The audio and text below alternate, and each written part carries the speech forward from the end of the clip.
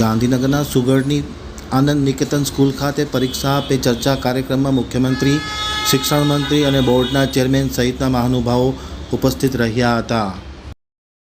Gandhinagar આમતક news બ્યુરોમાંથી જે.કે. પટેલનો એક વિસ્તૃત અહેવાલ. દેશના વડાપ્રધાન નરેન્દ્ર મોદીએ આજે વિદ્યાર્થીઓ સાથે પરીક્ષા પે ચર્ચા કાર્યક્રમનું આયોજન કરવામાં આવ્યું હતું, જેમાં વિદ્યાર્થીઓએ પરીક્ષા સંબંધિત વડાપ્રધાનને પ્રશ્ન કર્યા હતા. વડાપ્રધાને ખૂબ કુનેહપૂર્વક ઉત્તર આપ્યા હતા.